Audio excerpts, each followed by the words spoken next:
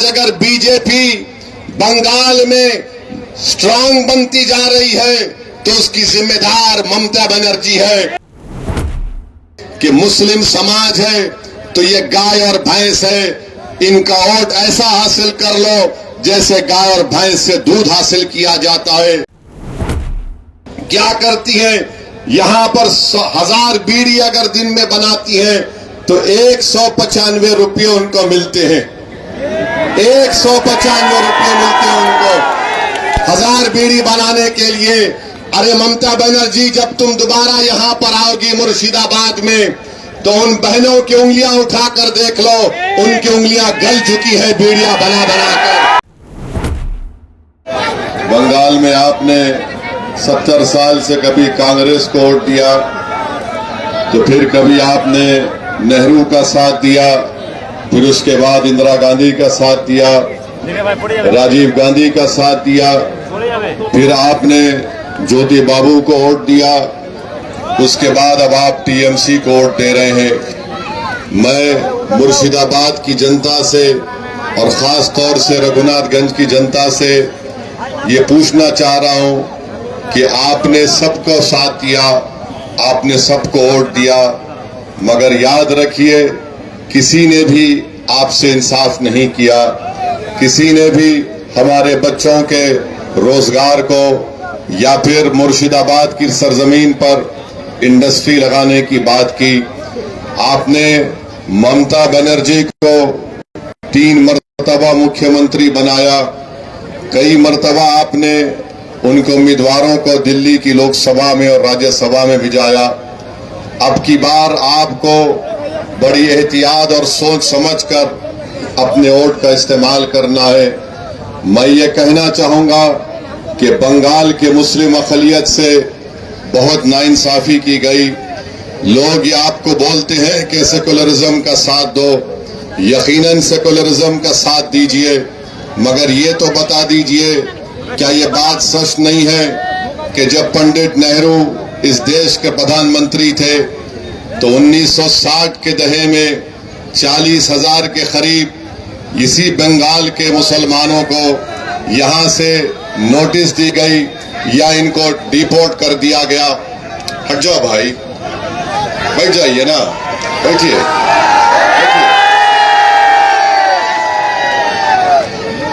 इस पर कोई बात नहीं करता।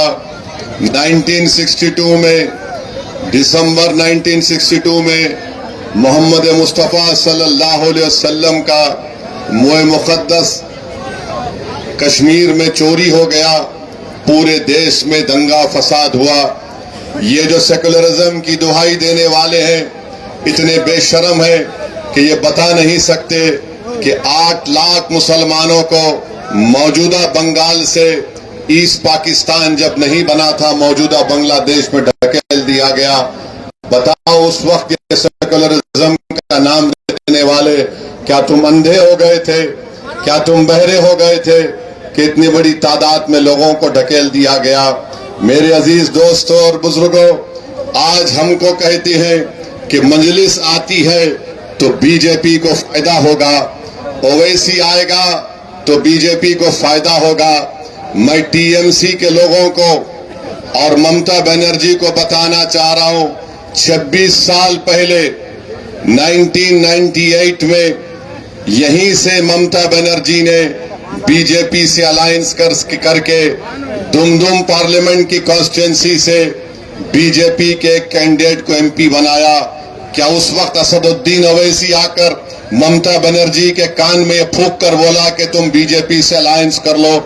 1999 में दूसरी मर्तबा बीजेपी का एमपी बना ममता बनर्जी के अलायंस की वजह से। ममता बनर्जी के घर को असदुद्दीन ओवैसी नहीं गया, मगर आप ममता बनर्जी को वोट देते गए तो ममता बनर्जी के घर को बीजेपी का प्रधानमंत्री गया। बताओ, आप हमको गाली देती हैं। यही ममता बनर्जी बीजेपी की सरकार में रेलवे मंत्री थी, आज टीएमसी के लोग ओवैसी पर उंगली उठाते हैं। बताओ, तुमने खुल के साथ दिया, फिर ममता बनर्जी ने इस्तीफा दे दिया, फिर 2003 में फिर से बीजेपी में उनको सपोर्ट कर दिया और गुजरात का फसाद हुआ। हजारों मुसलमान रिलीफ और रेफ्यूजी कैंप में जाकर जिंदगी गुजार रहे थे। जो लोग पूछते हैं ओवैसी तुम आकर वोट काटना चाहते हो, अरे मैं गुजरात के 2002 के रिलीफ कैंपों में वहां पर 10 दिन तक काम किया।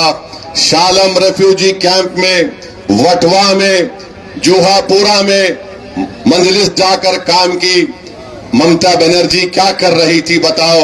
ममता बनर्जी ने दोबारा माइंस की मिनिस्टर बन गई। ममता बनर्जी आज कहती है कि मैं मुस्लिम बहनों की बहन हूं। ममता बनर्जी क्या इशरत जहां, बिल्किस बानो, जकिया जाफरी आपकी बहन नहीं थी क्या? गुजरात में वहां पर रेप किया गया कई लोगों को, मगर ममता बनर्जी को और टीएमसी को याद नहीं आया। ममता बनर्जी बोलती है कि ओवैसी के लड़ने से बीजेपी को फायदा होगा।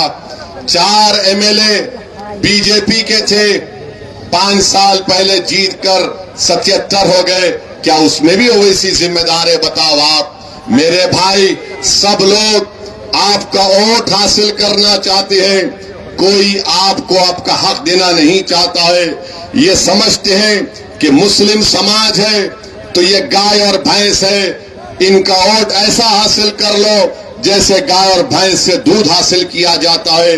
आप कब तक उन लोगों का साथ देंगे जो आपके लिए कुछ करना नहीं चाहते? क्या ये बात सच नहीं है ममता बनर्जी कि मुर्शिदाबाद में पर कैपिटा इनकम कितना है, जहां पर 70% के करीब मुस्लिम बहुल आबादी का इलाका है। पर कैपिटा इनकम करीब 3,500-4 हजार रुपये महीने को कोई कमाता है। बता ममता बनर्जी, क्या 4,000 3,500 में किसी गरीब का घर चल सकता है? क्या यह सच नहीं है? क्या यह सच नहीं है कि मुर्शिदाबाद से 16 लाख हमारे बच्चे हैदराबाद, मुंबई, दिल्ली, बेंगलुरु और दुबई में जाकर काम करते हैं? आज यही मुर्शिदाबाद का बच्चा दुबई के बुर्जुल खलीफा की बिल्डिंग बनाने में काम किया, मगर ममता बनर्जी, कांग्रेस और इन तमाम पार्टियों ने मुर्शिदाबाद में एक इंडस्ट्री नहीं बनाते हैं। आज मुर्शिदाबाद की हमारी बहनें क्या करती हैं? यहां पर 1000 बीड़ी अगर दिन में बनाती हैं तो 195 रुपये उनको मिलते हैं। 195 रुपये मिलते हैं उनको 1000 बीड़ी बनाने के लिए। अरे ममता बनर्जी, जब तुम दोबारा यहां पर आओगी मुर्शिदाबाद में तो उन बहनों की उंगलियां उठाकर देख लो, उनकी उंगलियां गल चुकी है बीड़ियां बना बना कर। आज ओवैसी उन बहनों से कह रहा है कि आपने बरसों उन लोगों का साथ दिया जिन्होंने आपको धोखा दिया।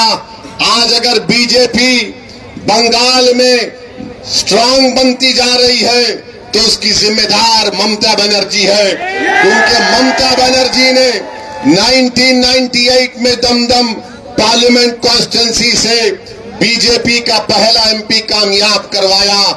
टीएमसी के लोग, तुम अगर सेकुलरिज्म के बारे में बहस करना चाहते हो तो वक्त तय कर लो, कलकत्ता में एक टाइम तय कर लो, बैठकर मुझसे बहस कर लो, मैं तुमको बता दूंगा कि तुमने कितना बड़ा धोखा दिया। मेरे भाई, मेरे बुजुर्गों, आज मजलिस आपसे वादा कर रही है कि रघुनाथगंज से आप इमरान सोलंकी को पतंग के निशान पर बटन दबाइए। इंशाअल्लाह ताला जो हमारी माँ और बहनें बीड़ी बनाती हैं, मिनिमम वेतन उनके ऊपर लागू किया जाएगा। 1000 बीड़ी पर 195 रुपये मिलना, ये कौन सी इंसाफ की बात है? मजलिस इसको खत्म करेगी। और यहाँ पर हमारे जो इमरान सोलंकी के खिलाफ टीएमसी के उम्मीदवार है अख्तरुज्जमा साहब, अख्तरुज्जमा साहब ये तो बता दो, पिछले साल 5 लाख ओबीसी का सर्टिफिकेट को कलकत्ता हाई कोर्ट ने कैंसिल कर दिया। 3.5 लाख क्या सर्टिफिकेट मुस्लिम समाज के थे? बताओ, हमारे बच्चों को स्कूल और एजुकेशन में, यूनिवर्सिटी में एडमिशन नहीं मिलेगा, गवर्नमेंट में नौकरी नहीं मिलेगी क्योंकि कास्ट सर्टिफिकेट हाई कोर्ट ने कैंसिल कर दिया। और ममता बनर्जी के जबान पर है ओवैसी आएगा तो वोट कट जाएगा। आप बताइए, नाइंसाफी तुम कर रहे हो, बीजेपी को तुम मजबूत कर रहे हो और आरएसएस को सर्टिफिकेट तुम देते हो और तुम हमसे पूछते हो कि वोट लेने क्यों आए। जितने इंडस्ट्रीज बनाए गए मुर्शिदाबाद से इनको नफरत है ममता बनर्जी को। कहां बनता है? खड़गपुर में, हल्दिया में, हावड़ा में, वहीं पर बनाते हैं। SEZ क्यों नहीं बना सकते मुर्शिदाबाद में ममता बनर्जी? आप क्यों नहीं बनाते? इसलिए कि मुर्शिदाबाद का गरीब मुसलमान को ममता जानती है कि बीजेपी का डर दिखाओ और इनका वोट हासिल कर लो।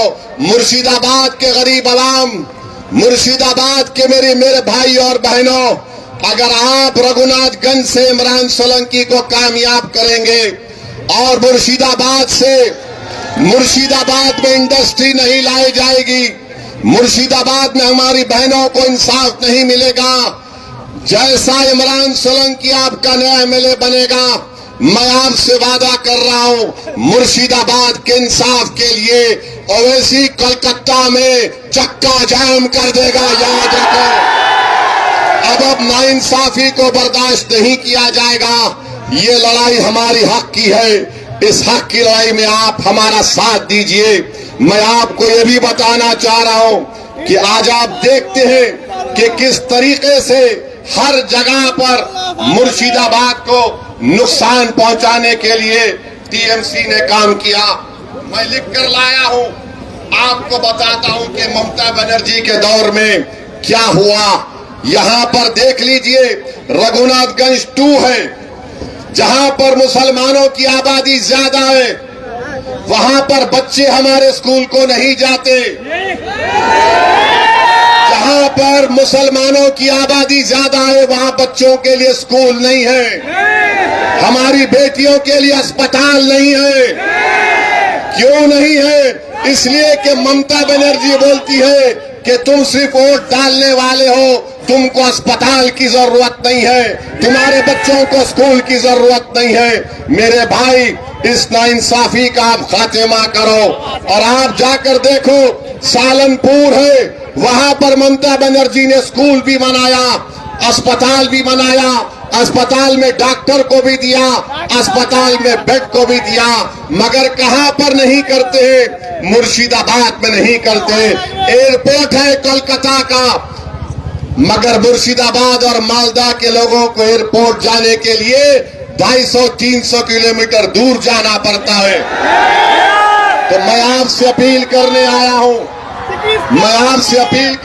हूं कि 23 तारीख के दिन आप अपना एक वोट पतंग के निशान पर लगाइए। और जो लोग मजलिस पर इल्जाम लगाते हैं, अरे याद रखो, जो TMC की चमचागिरी कर रहे हैं, मैं तुमको पूछ रहा हूं, एक वीडियो आया तो मैंने कहा बंगाल के मुसलमानों का सौदा मजलिस बर्दाश्त नहीं कर सकती। एक वीडियो आया तो हमने छोड़ दिया। मगर बताओ ममता बनर्जी और TMC, क्या तुमने बीजेपी का साथ नहीं दिया? क्या तुमने दमदम से पहला बीजेपी का MP नहीं बनाया? बताओ, तुमने बंगाल के गरीब और मजलूम मुस्लिम अकलियत के लिए कोई काम नहीं किया? तुम सिर्फ डराते हो, बीजेपी का डर दिलाते हो।